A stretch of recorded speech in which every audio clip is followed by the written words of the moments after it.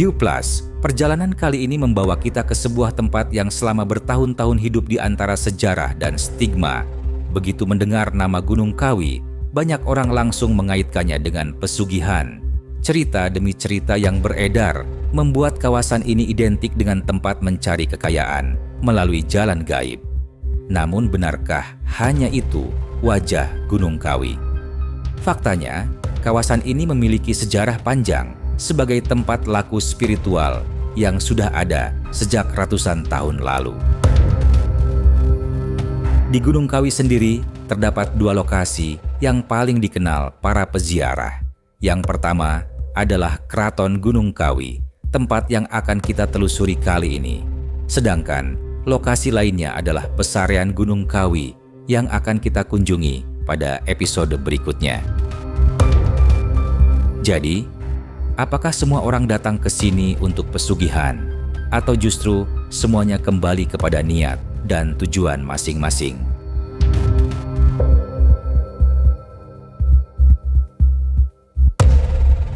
View Plus, sekarang kita sudah sampai di situs Keraton Gunung Kawi. Jadi pada abad ke-9, kawasan ini diyakini sebagai tempat bermeditasinya Empu Sendok dari Kerajaan Mataram. Dan sekarang kawasan ini merupakan destinasi wisata berziarah yang syarat akan nuansa mistis.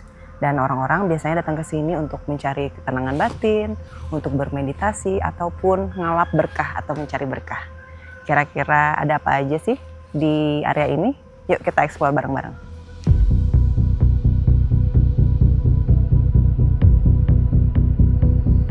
Pepohonan yang rimbun, udara pegunungan yang sejuk, dan suasana yang begitu hening menyambut kedatangan kami di Keraton Gunung Kawi.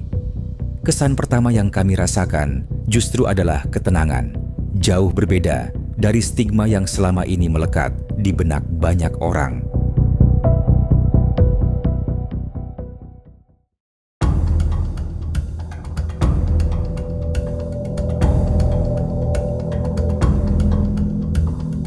Di sini ada sebuah tugu yang menjelaskan sejarah Keraton Gunung Kawi.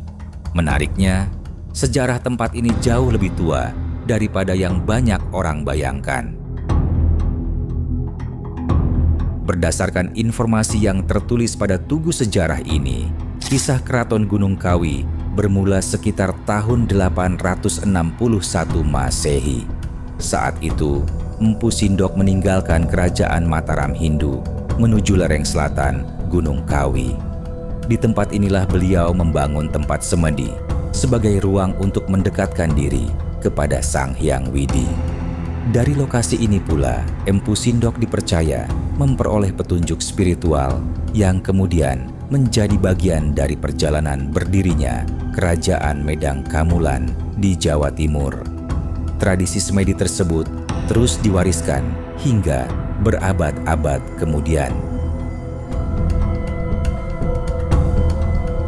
Pada masa kerajaan Kediri, Raja Kameswara pertama bersama para abdi dalam dan dayang kerajaan juga disebut datang ke lereng Gunung Kawi untuk menjalani laku spiritual. Bahkan, kawasan ini kemudian direnovasi menjadi sebuah keraton pertapaan yang dilengkapi gapura, balai paseban, hingga sanggar pemujaan. Artinya, jauh sebelum dikenal karena cerita pesugihan, Gunung Kawi lebih dahulu dikenal sebagai tempat semedi para tokoh kerajaan. View Plus, di kawasan Keraton Gunung Kawi ini juga ada beberapa makam keramat, salah satunya yang ada di belakang saya ini. Kalau kalian pengen tahu lebih jelasnya, yuk ikutin saya.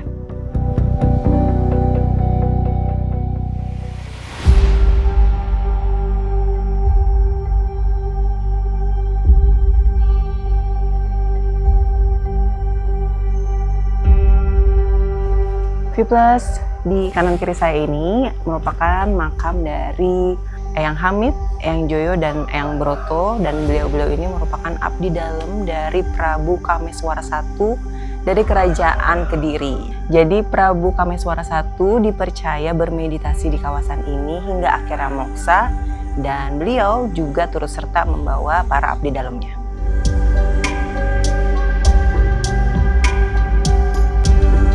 kompleks ini terdapat makam para abdi dalem yang dipercaya pernah mengabdi kepada Prabu Kameswara pertama. Selain makam para abdi dalem, di sini juga terdapat pula makam Eyang Tunggul Manik dan Eyang Tunggulwati. Dalam cerita masyarakat setempat, keduanya dikenal sebagai tokoh yang semasa hidup sering memberikan petuah dan bimbingan spiritual kepada masyarakat.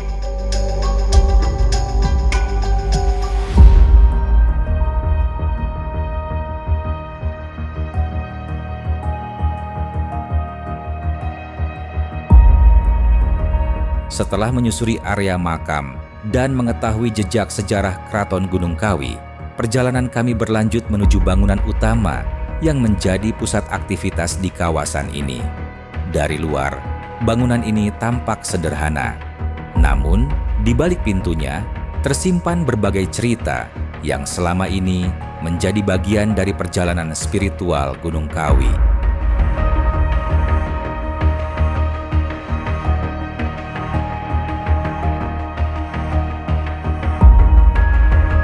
Plus, di belakang saya ini merupakan bangunan Keraton Gunung Kawi. Nah, menurut informasi yang saya dapatkan, bangunan ini digunakan para peziarah yang sudah berhasil mendapatkan keberkahan dari tempat ini. Kemudian mereka kembali ke sini untuk mengucap syukur atas berkah yang sudah mereka dapatkan. Oke, sebentar lagi saya mau masuk ke dalam dan siapa tahu bisa ketemu dengan juru kunci di sini. Yuk.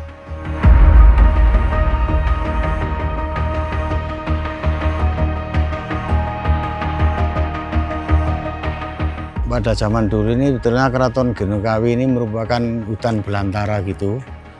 Kemudian ada seorang empu yang tertua di tanah Jawa ini yang dinamakan Empu Sendok. Itu asal mulanya dari Kerajaan Mataram mengadakan sebuah perjalanan. Jadi dari Jawa Tengah menuju ke Jawa Timur. Ditemukanlah di hutan yang ada di Gunung Kawi sini. Itu kemudian beliau Empu Sendok itu di sini mengadakan persemedian, membuat tempat semedi yang dinamakan Sanggar Pamujan. Disitulah beliau Empu Sendok itu istilahnya hari-hari meditasi atau bertapa di sebuah lereng Gunung Kawi ini. Sampai hingga sekarang sampai terjadilah seperti ini begitu.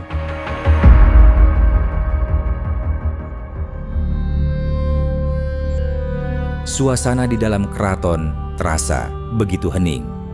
Aroma dupa masih samar tercium, sementara berbagai ornamen khas Jawa menghiasi setiap sudut ruangan. Tempat ini menjadi ruang berkumpul, sekaligus tempat menerima para tamu yang ingin mengenal lebih jauh tentang Keraton Gunung Kawi. Di sini, kami juga bertemu dengan Pak Sunarto yang merupakan juru kunci Keraton Gunung Kawi. Pak Narko, kalau boleh tahu, Bapak udah berapa lama sih jadi juru kunci di sini? Saya ini mulai tahun 94. Dari 94 ya, sampai sekarang? Ini, ya. Wah, udah lumayan lama ya Pak ya? Ya, udah lama, lumayan. Kalau boleh tahu nih Pak, para peziarah yang datang ke sini, biasanya dari mana aja sih Pak? Dan mereka tujuannya tuh apa sih?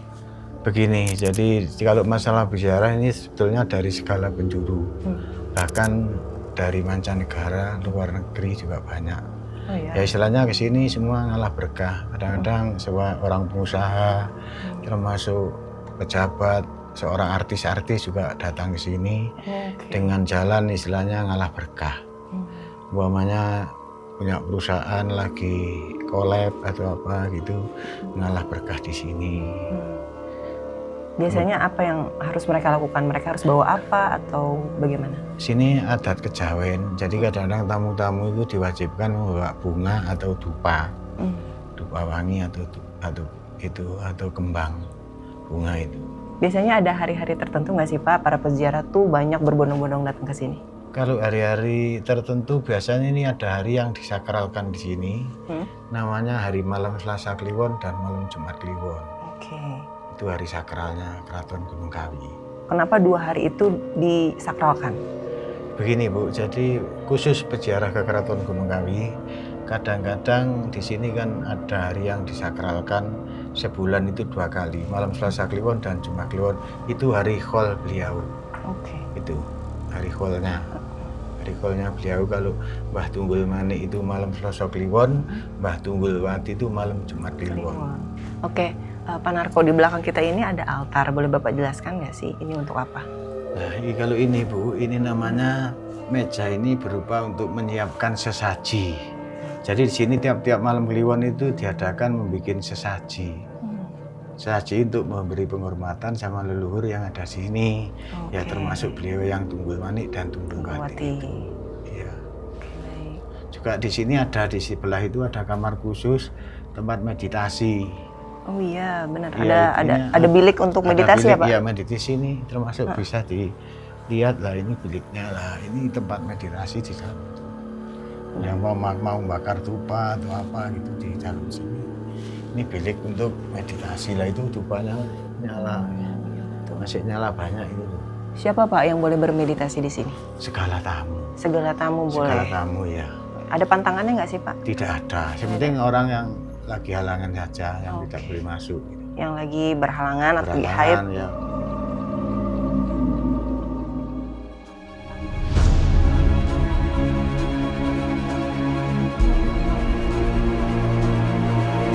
Perjalanan kami di Keraton Gunung Kawi belum usai. Masih ada satu tempat yang akan membawa kami lebih dekat pada tradisi spiritual yang telah diwariskan turun-temurun. Pesanggerahan Keraton Gunung Kawi, sebuah tempat yang dipercaya sakral, tempat orang bersemedi dan memanjatkan doa untuk memohon berkah. Kami juga menemukan wajah lain Keraton Gunung Kawi, di mana berbagai rumah ibadah berdiri berdampingan sebagai simbol toleransi yang tetap terjaga. Jangan lewatkan kelanjutannya, hanya di Horortainment DMS Plus. Bahkan itu tanah-tanah bekas tempat semedinya sering diambil oleh tamu-tamu, itu dibawa pulang.